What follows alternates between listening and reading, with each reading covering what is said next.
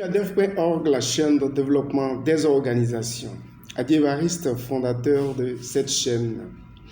Notre vidéo d'aujourd'hui va porter essentiellement sur la grosse erreur que font les organisations en ne conduisant pas un processus de planification et en ne se dotant pas d'un plan d'action.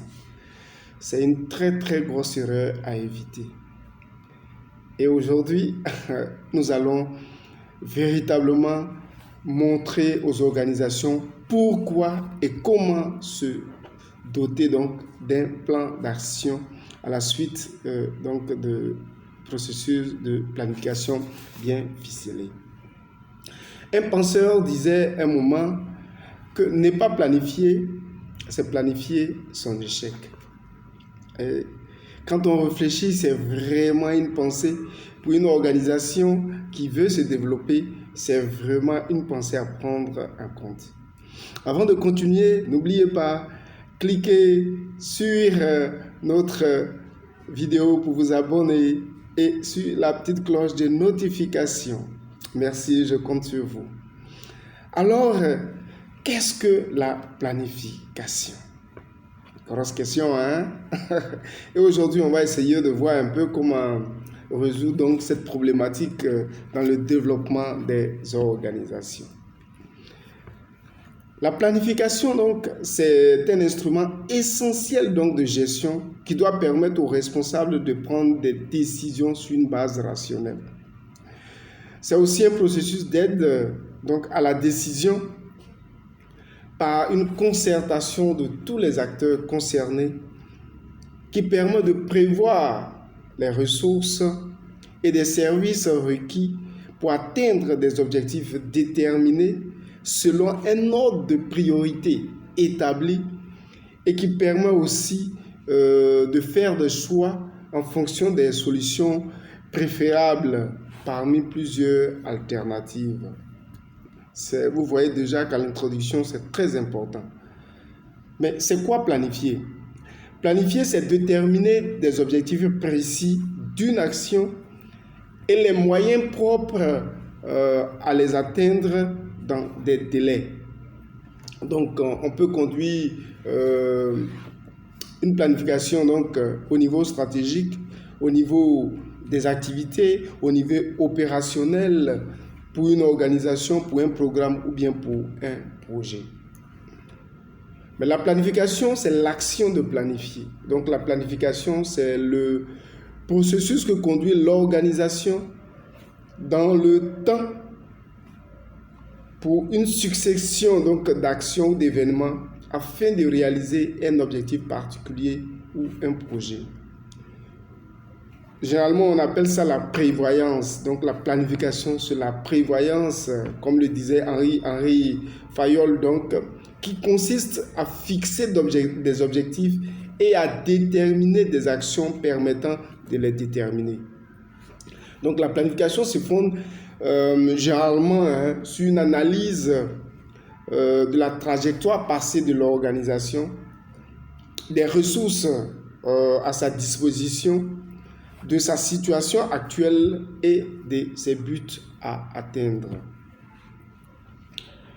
Et elle se fonde sur la dimension principale qu'est le temps. Donc on planifie dans le temps, mais il y a d'autres dimensions qui sont par exemple quoi? C'est le périmètre des objectifs. Quoi? Qu'est-ce qu'on veut faire? Ensuite, qui? Ou quoi encore? Les ressources en termes. Qui va faire cela? Avec quoi on va faire cela? Et le chemin et la manière de faire, comment on fera. Et ensuite, prend en compte aussi les obstacles possibles. Donc tout ça, on prévoit dans la planification. Mais le plan d'action, c'est quoi? Le plan d'action, c'est un document interne donc, aux organisations qui vient définir les stratégies appliquées afin d'arriver à un résultat voulu. Donc, on détermine un des objectifs avec un résultat qu'on veut. Donc, le plan d'action doit nous permettre donc, de voir le cheminement des stratégies donc, appliquées pour arriver à ce résultat-là. Donc, il s'inscrit dans un processus de 3 temps. Donc, la phase d'élaboration, la phase de mise en œuvre et la phase de suivi et d'évaluation. C'est comme ça qu'on élabore un peu le plan d'action. Ce qu'on doit comprendre, c'est qu'on peut avoir 3 types de planification. Généralement, 3 types de planification. Il y a la planification à long terme, qu'on appelle la planification stratégique. Il y a la planification à moyen terme, qu'on appelle la planification opérationnelle. Et il y a la planification à court terme, qu'on appelle la planification d'action. Donc aujourd'hui, nécessairement, on va parler de la planification d'action parce que la planification stratégique prend 5 ans, 3 ans, 5 ans. La planification opérationnelle, 2 ans jusqu'à 3 ans. La planification d'action, généralement, c'est à court terme, 1 an, 6 mois, 3 mois, 1 mois et tout ça. Mais quel est l'intérêt? Donc, quel est le pourquoi? Quel est l'intérêt pour une organisation de planifier? Donc, quand on combine donc la planification stratégique et la planification d'action, ça donne donc un bon programme pour l'organisation. Parce que ce qu'on doit comprendre, toute planification d'action tire donc son essence dans la planification stratégique pour les organisations qui en font. Mais pourquoi? Tout simplement parce que ça permet à l'organisation de comprendre clairement ce que l'organisation veut faire et veut atteindre en termes d'objectifs et en termes de résultats. La planification permet à l'organisation donc d'avoir un guide dans la priorisation et la prise de décision. Il y a beaucoup de décisions à prendre, mais ça vient nous guider pour dire voilà ce qu'il faut dire, voilà la décision à prendre à l'instant T. Ça permet aussi de consacrer les ressources qui sont souvent très limitées au niveau des organisations à des actions pour un meilleur bénéfice en termes de résultats. Voilà, il y a beaucoup de choses à faire, mais avec la planification, on sait où est-ce qu'on doit diriger nos ressources. Ensuite, ça permet de garder le contact avec la situation ou le contexte mondial, le contexte international, le contexte sous-régional, le contexte national, le contexte local. Pour une organisation qui est à Dabou, qui veut travailler, mais on a tout le contexte qui est là. Et quelle est la situation à Dabou pour intervenir? Voilà à quoi sert aussi la planification. Ensuite, la planification permet de limiter considérablement les risques d'échec et de retard et aussi de faire face aux obstacles. Donc voilà, ça permet d'anticiper sur le futur. On anticipe et on diminue, on dilue, on limite considérablement les risques donc d'échec et de retard. La planification permet aussi à l'organisation d'être maître de son temps. Car l'organisation peut décider, moi j'ai déjà planifié ça, voilà ce qui est dans mon plan. Donc peut accepter ce qui est prévu ou surtout ce qui n'est pas prévu, ce qui vient de l'extérieur. Ensuite, la planification constitue un outil qui aide à communiquer les intentions avec les autres. À partir de ce que vous avez, votre plan, vous partagez avec les partenaires et tout de suite, les partenaires comprennent ce que vous voulez faire, vos priorités et tout ça. Et donc, c'est un outil efficace de mobilisation de ressources. Les organisations ne savent pas, les responsables d'organisation ne savent pas, mais la planification, avoir un plan d'action, c'est un outil efficace de mobilisation de ressources. Ensuite, donc, c'est aussi un guide cohérent pour la mise en œuvre de nos interventions. Et donc, il faut vraiment regarder tous ces bénéfices-là avant de dire, bon, moi, je ne planifie pas et tout ça, de dire, bon, on n'a pas besoin de planifier tout ça. Bon, ce sont des excuses, hein, mais c'est tout à fait vrai que dans ce qu'on dit, un brouhaha, dans un désordre organisé qu'on arrive à travailler. Mais si on consent à planifier, ça veut dire qu'il faut engager du temps, il faut engager des ressources, de l'argent et des personnes et tout ça. Et ça coûte quand même, c'est coûteux.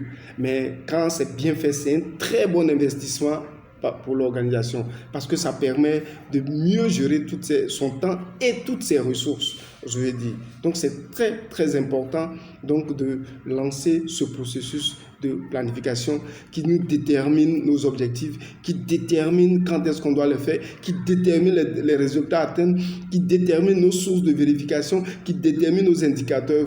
Waouh, c'est splendide pour une organisation d'avoir un plan d'action, donc de conduire un processus de planification. Donc, ça vous permet aussi, comme je dis, de prévoir. Un exemple, quand la crise du corona est arrivée, pour les organisations qui n'avaient pas planifié, waouh, ça a été un désordre, ça a été vraiment un cafouillage. Mais les organisations qui avaient déjà planifié sont entrées en atelier, ont replanifié. Et puis, ont su conduire les interventions par rapport à la crise actuelle. Donc, c'est vraiment exceptionnel. Donc, ça permet de prendre en compte tout ce qui est urgence, toutes les crises qui viennent et tout ça. Et puis après, reprendre le travail tel qu'on a planifié. Donc, c'est vraiment utile. C'est utile pour les gens qui veulent aller de l'avant. C'est utile pour les organisations qui veulent devenir professionnelles, les organisations qui veulent devenir crédibles, les organisations qui veulent avoir des résultats. Voilà, c'est ça qui est bien. Donc, on s'embête pas quand on a conduit ce processus-là. On ne va que de l'avant, on ne recule pas.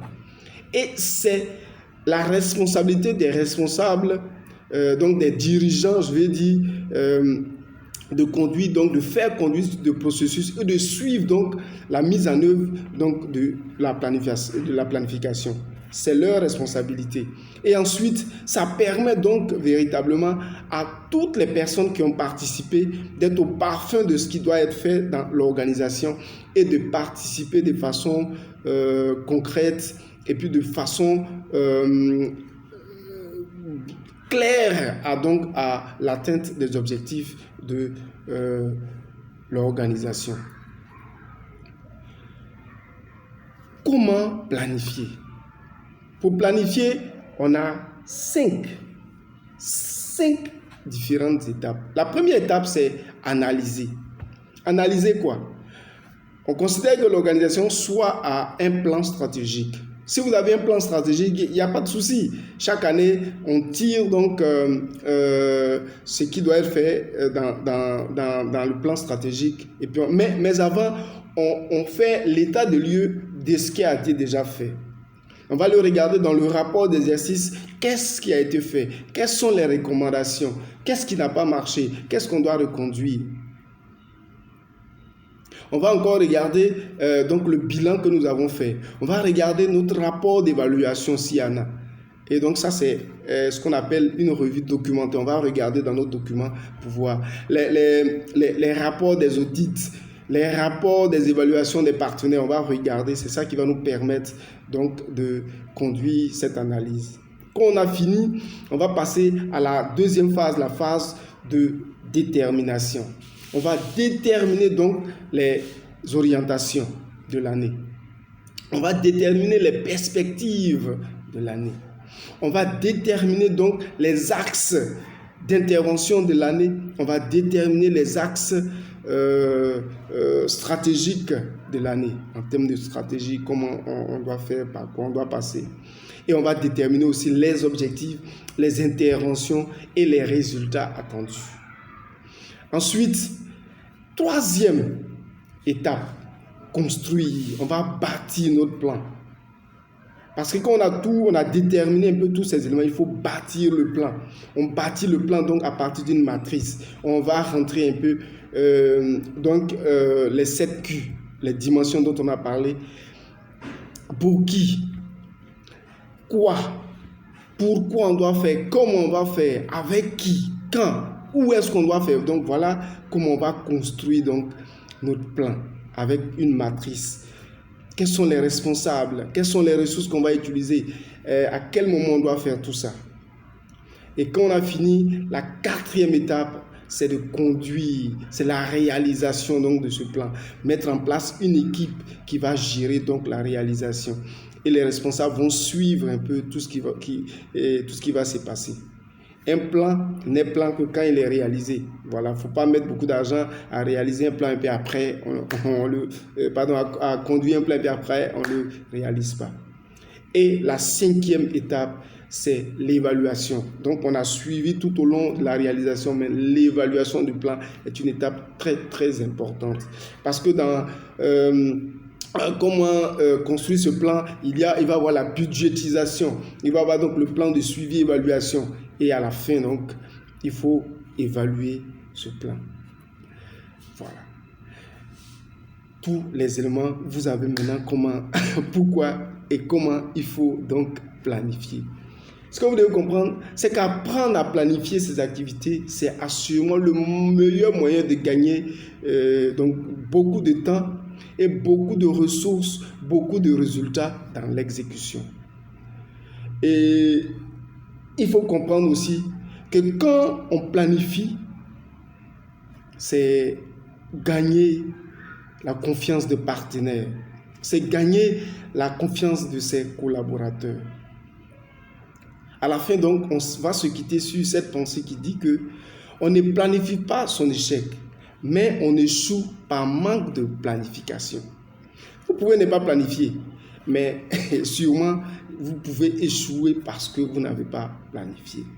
Merci, merci, merci. Voilà, on est à la fin de cette vidéo. Donc, si ça vous a plu, abonnez-vous à la chaîne, cliquez sur la cloche de notification pour ne louper aucune vidéo de notre chaîne. Merci, merci à vous et à la prochaine.